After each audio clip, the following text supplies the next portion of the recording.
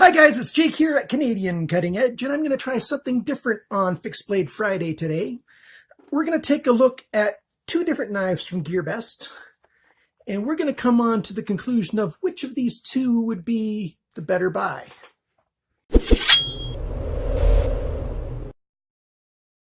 Might be a little trickier than you think. I've never done this before, and I've got all the specs written down. I've done some testing and stuff. I've carried these. I've used them, blah, blah, blah.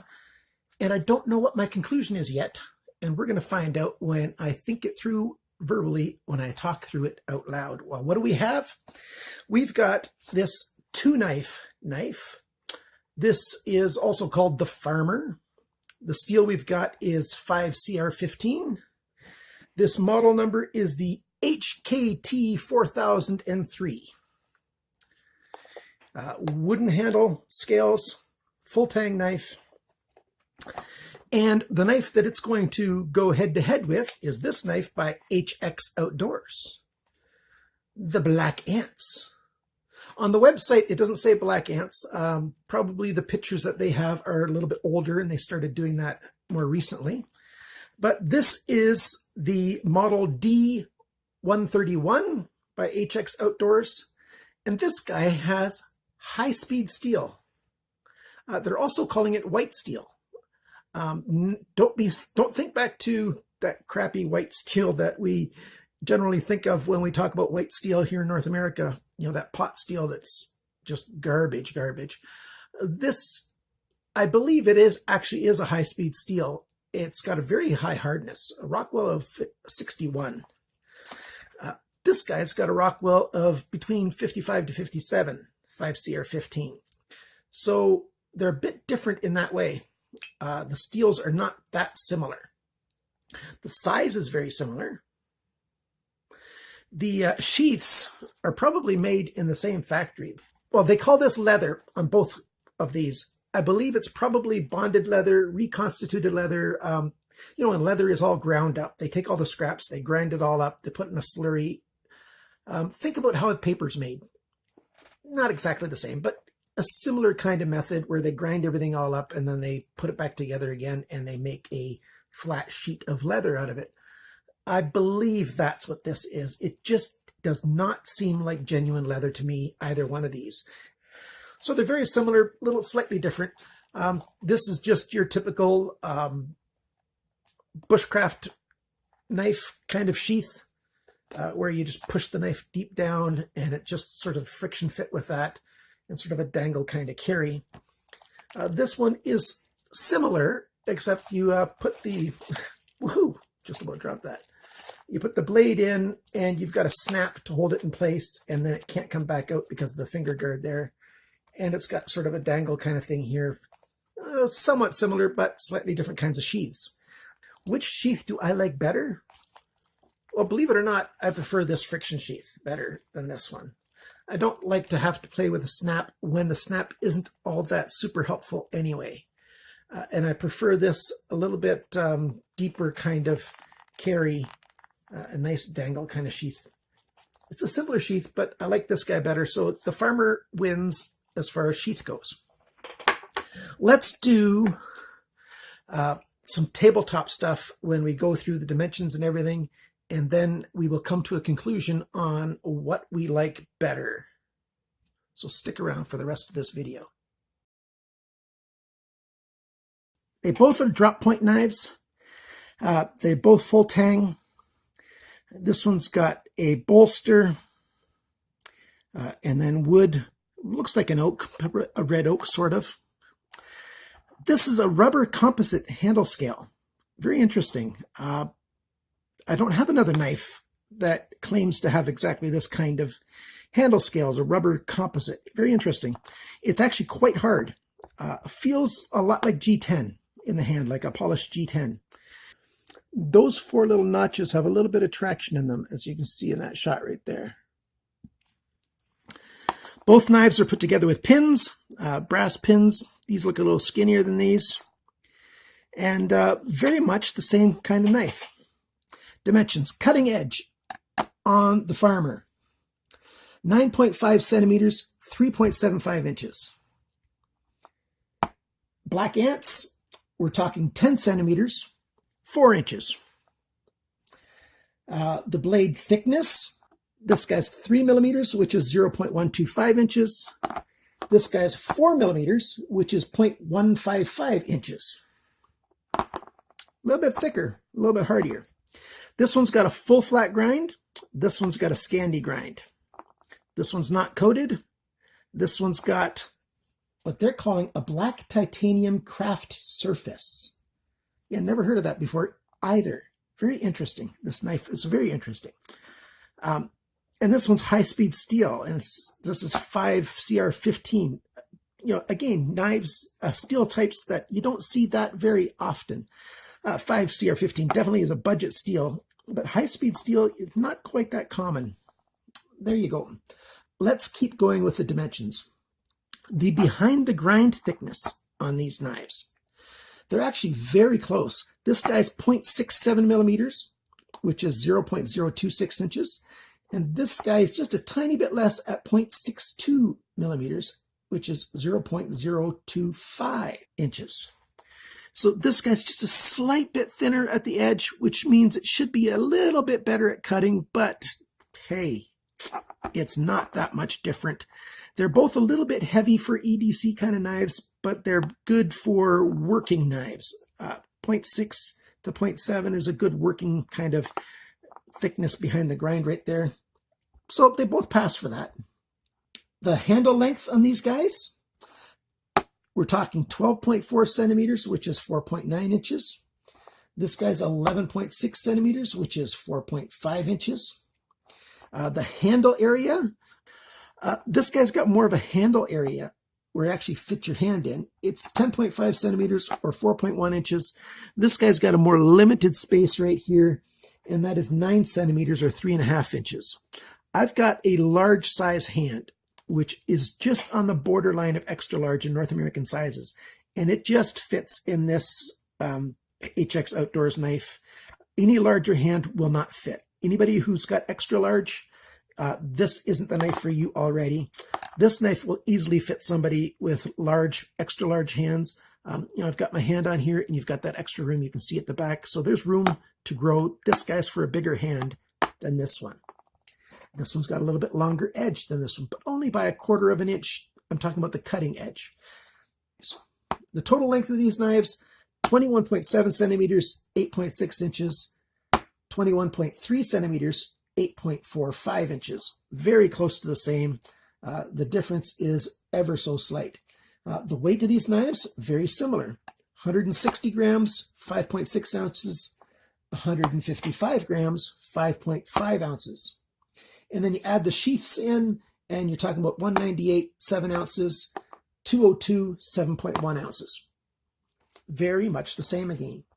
So we're talking about knives that are very similar in size, dimensions, very similar kind of grind, you know, a saber grind, a very high saber grind, which, you know, some people might want to get close to calling it a full flat grind. But, you know, very high saber and full flat. This one's got a belly and then on a fairly long flat area. The way this guy's made is you got a belly and then it sort of sweeps back, and so the belly continues to about here. And then you've got 1.5 inches of flat, as opposed to, you know, almost 2.5 inches of a flat area here.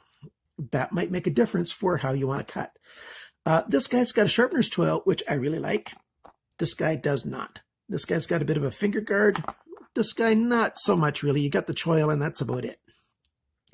So let's try some cut tests on these guys. So I got some newsprint.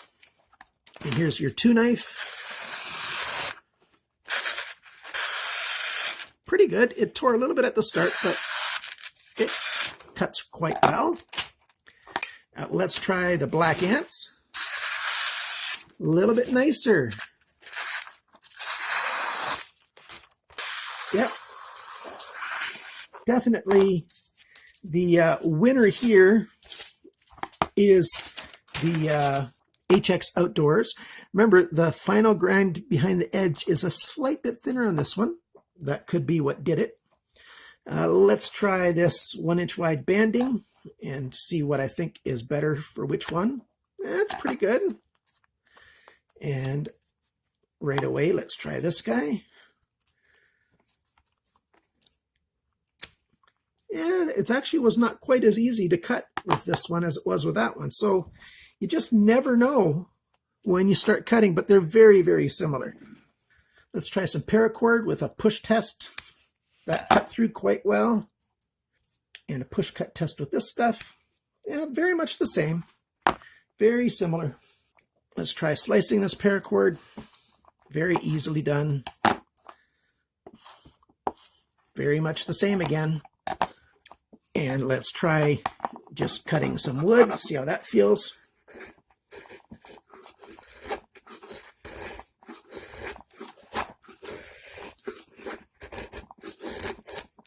Quite good.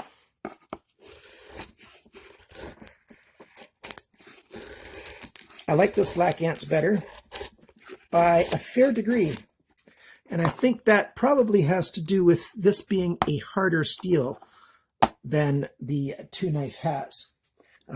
Neither this knife, especially this Tonife, it's not designed for working with hardwoods or working, with wood in a very hard fashion. This is a great knife for cutting meat, those kinds of things. You might want to take it along with you when you go hunting or whatever, a good little hunting knife, stuff like that. That would work for this quite well. This one, the grind is a little bit better, and the edge is better for doing some really light batoning. Camp kind of knife is what I'm thinking about this Black Ants knife. So, and of course with this huge belly, it's actually very good for doing some animal cleaning, some skinning, stuff like that. What are the pros and cons of these knives? This guy has a nice kind of look to it. I like bolsters. I like wood.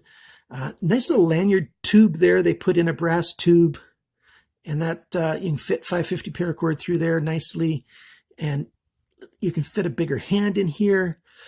I like full flat grinds and how they look. I like a sharpener's choil. All good stuff. And I like the sheath on this guy just slightly better. Pros for this guy, I like more belly on the blade. I like this composite rubber. It actually feels very good in the hand. And it feels like it's more of a custom fit in my hand than this guy is. And some longer term cutting, it works a little bit better. Part of that might be since I've got 4 centimeters thick. Wow, that'd be a thick blade. 4 millimeters thick. Over time when you're pushing with your thumb on the back here, it gets a little less fatigue. The thicker the blade is, the less wear it is on your thumb when you're pushing on it and stuff. So that's better on this one. They're both made fairly well. The fit and finish is quite good on them. Not terribly great. They're not supreme or anything. What are the cons? I don't really like the sheaths on either one of these. I don't really like the steel choice on either one of these. Steel choice, this guy probably wins a little bit. It's a little bit harder steel, and I'm able to do a little bit tougher work with it. So the steel wins on this one only slightly. So Black Ants is winning on that kind of category. Talking about the price, this Tonife is $15.58, and you have to pay $1.72 for shipping. That's US, which means $21.47 plus $2.37 shipping. This guy is $25.56 US. No shipping charge on this guy. This one's about $24 Canadian. This guy's about $35 Canadian. So if your budget is tight, the winner will be the Tonife. If you do have a little bit of money to play with, not a very lot, this is not a big bank breaker. It's a very reasonable price for what you get, and make your own sheath for it or whatever. So there you go. Now, what's my gut feeling on these knives? My gut feeling, if I'm going to be looking for, this sort of 4-inch blade, high 3-inch numbers blade, some of that kind of EDC fixed blade carry kind of knife when I'm going out in the bush or camping or whatever, I'm going to want to take a knife with me. Which of these 2 knives would I grab? Well, if I don't look at the price, I'm definitely grabbing this guy. Hands down, no thought at all. I'm just taking it. I just believe it's a better knife. If I'm out and I'm out for a long time and it's getting wet or something, I don't know if this is stabilized wood. I doubt that it would be stabilized wood. So I can't trust the wood necessarily. If I'm just near home and stuff and things, and I know I can keep it dry and everything, it's going to be perfectly fine. No problem at all. But if I might be in conditions where it's getting wet and stuff, not only is this rubber better, I've got a coating on the steel here as well. And so that is a rust inhibitor. Although the coating is going to start to wear as I cut through stuff. And the more I cut through stuff, the more it's going to wear. But at least it's there to wear off. Sheaths are 6 of one, half a dozen of the other. I just have to come to a conclusion anyways. If I had to choose one of these and I'm in a pinch, I would suggest that you probably buy this guy right here. So I went outside and I started playing with these knives outside with some wood. And let's take a look at this. You can see this. You can just barely see a little bit of some marks on that black coating. And I spent a good amount of time hacking on some wood. This guy didn't do so good. The metal's just a little bit too soft. It just couldn't handle it. What I did was I had 2 pieces of wood, well, 3 pieces of wood, this size. We're talking 12 inches long by, this is about 3 inches and, 2 inches thick, whatever it is. Cured wood. It's been dried for 2 years or more.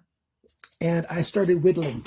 And I started whittling, and I was whittling, and I was whittling, and I was whittling for a long time. I better not do too much of this inside. My wife doesn't like it.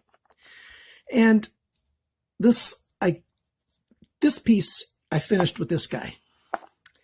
I didn't bring inside the piece that I did with this knife. I didn't even get half.